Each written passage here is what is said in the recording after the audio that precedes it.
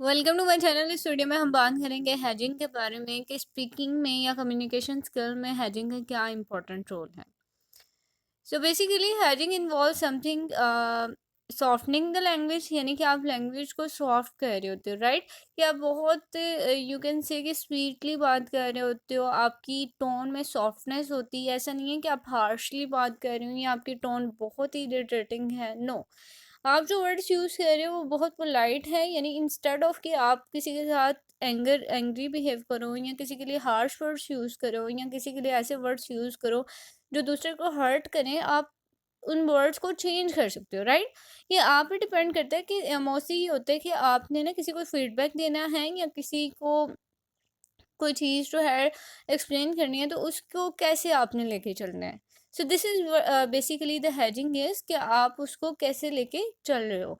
Second thing कि आपने ना ऑनेस्ट रहना है अपनी में, मतलब आप ये नहीं है कि अगर आपको किसी का बिहेवियर बुरा लगा है तो आपने फ़ौरन से उसकी सारी बातें भुला के और आपने उसको बुरा भला करना शुरू कर दिया, no.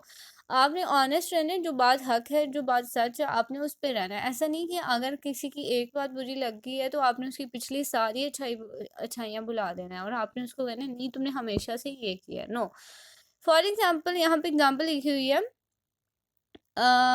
Instead of using the term you are always late I should fire you, right. कि अगर आप किसी को ये कहें कि तुम हमेशा से लेट आते हो, मुझे तुम्हें फायर कर देना चाहिए, राइट।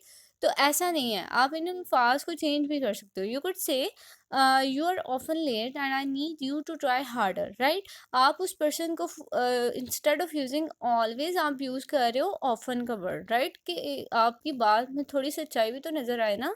ये तो नहीं कि वो पर्सन जो है फ़ौरन से हर्ट हो जाए कि यार ये क्या, इसने इसने मुझे कह दिया कि मैं हमेशा से ही लेट आता हूँ, हालांकि मैंने तो कभी कभार लेट आया हूँ। ऐसा तो नहीं हुआ कि मैं हमेशा ही लेट आया हूँ, राइट।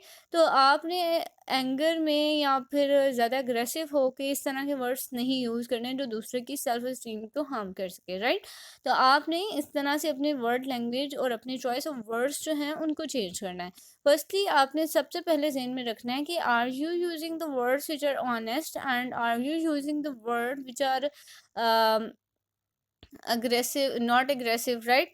तो ये चीज़ें आपने अपने माइंड में रखनी है कि आपकी वर्ड टोन अच्छी हो, वर्ड सिलेक्शन अच्छी हो, टोन अच्छी हो, जेस्चर्स अच्छे हों, दूसरे बात एक्सप्रेशन अच्छे हों आपके, और ऑनेस्ट रह के बात कर रही हूँ और ज़्यादा एग्रेसिव ना हो।